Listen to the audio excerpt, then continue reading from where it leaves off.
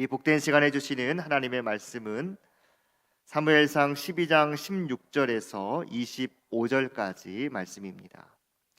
사무엘상 12장 16절에서 25절까지 말씀입니다. 회복을 위한 길이라는 제목으로 말씀을 나누겠습니다. 구약성경 425면에 있습니다. 12장 16절부터 한 절씩 교독합니다. 너희는 이제 가만히 서서 여호와께서 너희 목전에서 행하시는 이 큰 일을 보라. 오늘은 밀 베는 때가 아니냐. 내가 여호와께 아뢰리니 여호와께서 우레와 비를 보내사 너희가 왕을 구한 일 곧 여호와의 목전에서 범한 죄악이 큼을 너희에게 밝히 알게 하시리라. 이에 사무엘이 여호와께 아뢰매 여호와께서 그날에 우레와 비를 보내시니 모든 백성이 여호와와 사무엘을 크게 두려워하니라. 모든 백성이 사무엘에게 이르되 당신의 종들을 위하여 당신의 하나님 여호와께 기도하여 우리가 죽지 않게 하소서. 우리가 우리의 모든 죄에 왕을 구하는 악을 더하였나이다. 사무엘이 백성에게 이르되 두려워하지 말라. 너희가 과연 이 모든 악을 행하였으나 여호와를 따른 데에서 돌아서지 말고 오직 너희의 마음을 다하여 여호와를 섬기라. 돌아서서 유익하게도 못하며 구원하지도 못하는 헛된 것을 따르지 말라. 그들은 헛되니라. 여호와께서는 너희를 자기 백성으로 삼으신 것을 기뻐하셨으므로 여호와께서는 그의 크신 이름을 위해서라도 자기 백성을 버리지 아니하실 것이요 나는 너희를 위하여 기도하기를 쉬는 죄를 여호와 앞에 결탄코 범하지 아니하고 선하고 의로운 길을 너희에게 가르칠 것인즉 너희는 여호와께서 너희를 위하여 행하신 그 큰 일을 생각하여 오직 그를 경외하며 너희의 마음을 다하여 진실이 섬기라. 만일 너희가 여전히 악을 행하면 너희와 너희 왕이 다 멸망하리라. 아멘. 오늘 본문의 말씀은 어제 말씀의 연장선에서 사무엘의 고별사의 내용을 통해 우리 모두가 기도의 제목을 찾기를 원합니다. 사무엘은 이스라엘 백성이 요구하여 택한 왕에 대한 책임이 하나님께 있는 것도 사무엘 자신에게 있는 것도 아닌 너희들이 요구하였기 때문에 너희 백성에게 있음을 분명히 하였습니다. 그러면서도 이상적인 왕정 국가를 위한 제안을 14절에서 분명히 말씀해 주고 있죠. 만약 우리가 인간적인 면만을 고려한다면 사무엘은 이 14절의 축복의 말씀으로 마무리해도 별반 큰 무리가 없을 것이라 생각할 수 있습니다.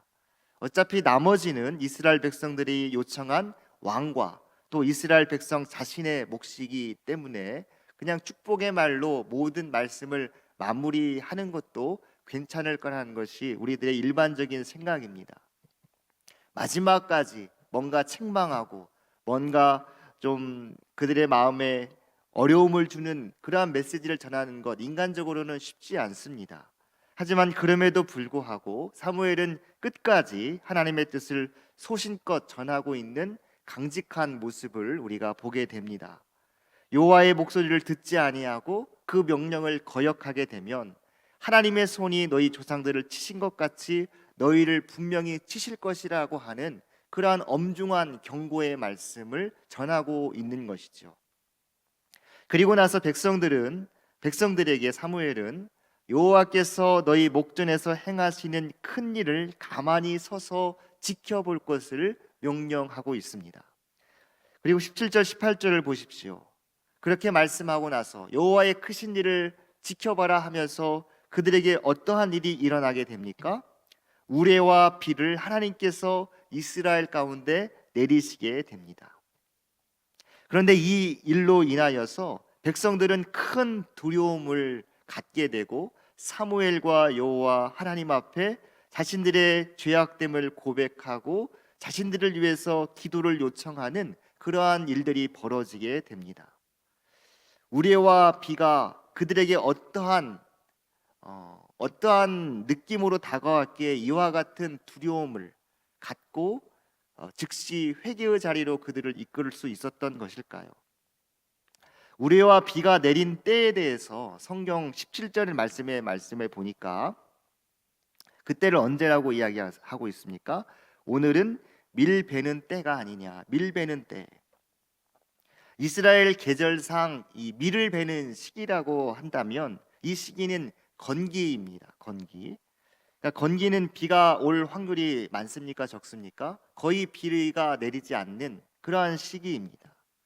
더군다나 우레까지 동반한 비, 경험하기는 쉽지 않은 그러한 시기였다는 것이죠. 그런데 결코 자연스럽지 않은 이 시기 가운데서 놀라운 초자연적인 현상을 경험한 이스라엘 백성은 이 모든 사무엘의 말씀이 곧 하나님의 말씀이고 하나님의 지금의 마음의 감정을 사무엘이 드러내고 있다라고 하는 것을 깊이 깨닫게 됩니다. 그래서 이스라엘 백성들은 왕을 구한 일이 하나님 앞에 엄청난 죄였음을 확증해 주는 것을 알게 되어 여호와와 사무엘을 크게 두려워했던 것이죠. 이처럼 너무 두려운 나머지 모든 백성은 이전에 자신들의 영적 지도자였던 사무엘에게 이 일에 대해 용서를 구하며 기도해 줄 것을 요청합니다.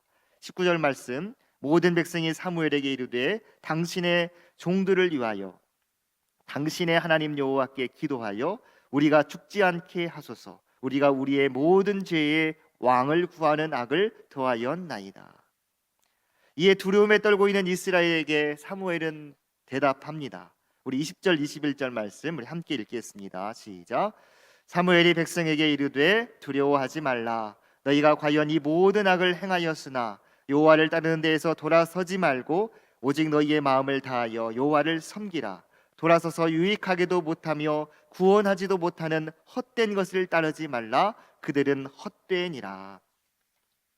사무엘은 이스라엘 백성에게 이제까지는 너희들이 알든지 알지 못하든지 하나님 앞에 악을 행하였으나 여호와를 따르고 마음을 다하여 하나님을 섬길 것을 말씀하고 권면하고 있습니다.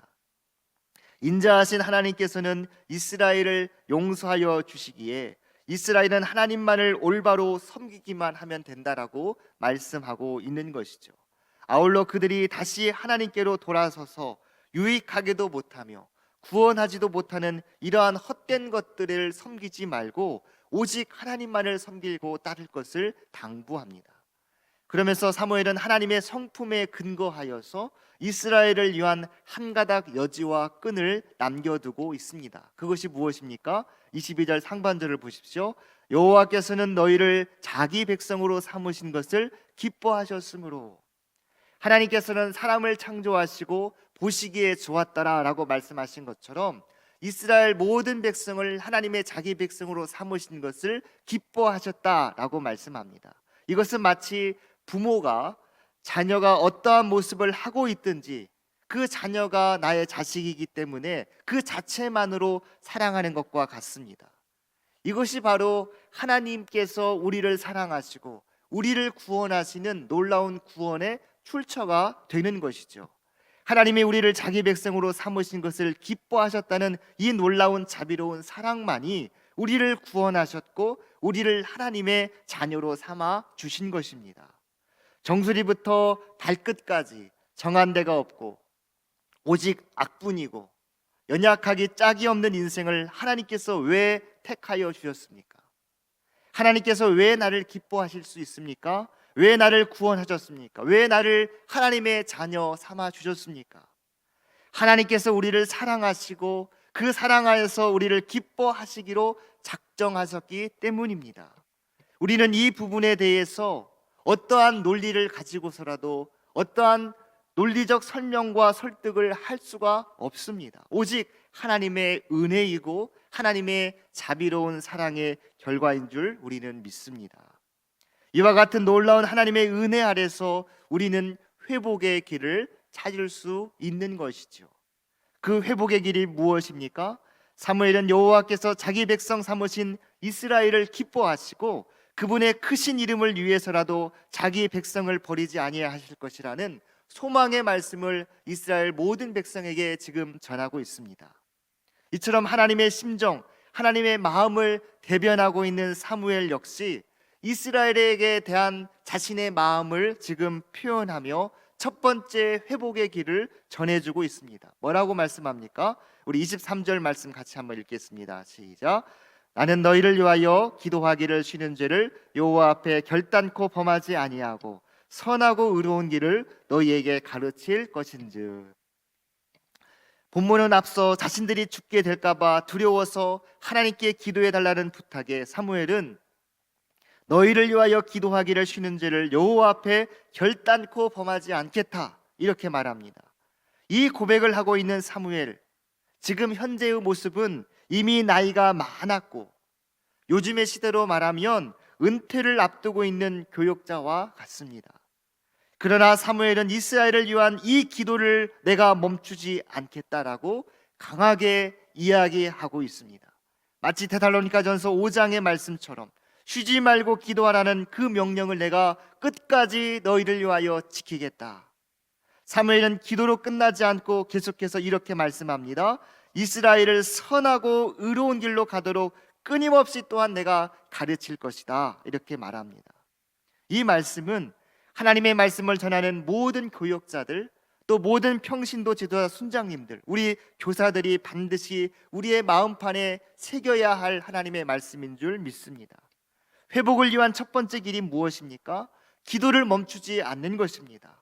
쉬지 말고 기도하는 것입니다. 또한 선하고 의로운 길을 가도록 가르치고 배우는 일, 즉 영적인 훈련을 통해서 주의 말씀을 끊임없이 배우는 일에 우리의 삶을 드리는 것입니다. 그렇게 말씀 중심의 삶의 결과는 어떠한 삶이 되어야 합니까? 24절 말씀 우리 같이 한번 읽어봅니다. 너희는 여호와께서 너희를 위하여 행하신 그 큰 일을 생각하여 오직 그를 경외하며 너희 마음을 다하여 진실이 섬기라. 말씀을 배우며 그분의 행하신 모든 사역과 행하신 일들을 깊이 묵상하고 그분의 사역 앞에 감사하는 마음을 근거로 오직 하나님을 경외하는 삶으로 이어지는 것입니다. 이게 뭐예요? 매 순간, 매 시간 예배자의 삶을 살며 하나님 중심의 삶을 살아가라는 것이죠. 하나님을 경외하며 우리의 마음을 다하여 진실이 하나님만을 섬기는 삶, 바로 이것만이 우리가 죄악된 세상에서 회복되어 주님의 백성으로 살아갈 수 있는 유일한 길이라는 사실을 사무엘은 지금 이스라엘 백성들에게, 또한 오늘날 먼 훗날의 믿음의 후대인 우리들에게도 동일한 말씀으로 권면하고 있는 것입니다. 저는 오늘 말씀을 준비하며 생각해 봤습니다. 저와 같은 목사에게도 세상적으로 정해둔 정죄는 있을 수 있겠지만 목사는, 또 모든 교사는, 또 평신도 사역자 순장님은 오늘 본문의 사무엘과 같이 성도들을 위한 기도를 멈추지 않아야 하며 또 그들을 선하고 의로운 길로 인도하며 가르치는 사역을 멈추지 말아야 되겠구나. 이것이 진정한 영적 지도자의 모습이고 피니싱 웰의 아름다운 뒷모습이겠구나, 이런 생각을 해봤습니다. 사무엘은 자신이 퇴장할 때까지도 자신이 이 이스라엘 백성들을 위한 사명, 기도를 멈추지 않았고 이스라엘을 선하고 의로운 길로 인도하는 이러한 삶을 위해서 온전히 자신을 드렸던 것입니다. 우리 그리스도인들은 나만을 위해 기도하고 나만을 위해 살라고 부름받은 사람이 결코 아닙니다. 나를 넘어서 주님의 나라와 의를 세워 나가는 일에 기도하도록 선택받은 사람이 저와 여러분인 줄 믿습니다. 그러므로 기도하기를 쉬지 마시고, 그리고 배우고 가르치는 일에 더욱 힘쓰시고 평생 예배자의 삶으로 주님을 경외하시고 주님을 따라감으로 회복을 위한 매일매일의 삶을 통하여서 주님의 백성답게 주님의 뜻을 이뤄가는 저와 여러분이 될 수 있기를 주의 이름으로 축원드립니다. 함께 기도하겠습니다. 사랑의 주님, 감사합니다. 사무엘의 마지막 권면을 우리의 마음판에 다시 한번 새기며 우리 역시 이 나라 이 민족을 위한, 우리의 자녀 세대를 위한 기도하는 일을 쉬지 않게 하여 주시옵소서. 쉬지 말고 기도하고 또 계속해서 무릎 꿇고 주 앞에 겸손히 아뢰므로 하나님의 뜻이 무엇인지 분별하는 말씀 중심의 삶으로 우리의 삶을 인도하여 주시옵소서. 매일매일의 삶, 하나님을 경외하는 자가 되길 원합니다. 오직 하나님만을 섬기는 봉사자가 되기를 원합니다. 그리하여서 우리의 삶이 매일매일 회복되어지고 주님께 더 가까이 나아가는 은혜의 삶을 누리게 하여 주시옵소서. 우리를 구원하신 놀라운 하나님의 사랑, 우리가 설명할 수도 없고 우리의 생각으로 설득될 수도 없는 놀라운 주의 사랑에 근거하여 다시 한번 우리가 넘어지지 아니하고 포기하지 아니하고 그 사랑에 힘입어 일어서게 하여 주시옵소서. 이 모든 말씀 우리 구주 예수 그리스도의 이름으로 축복하며 기도하옵나이다. 아멘.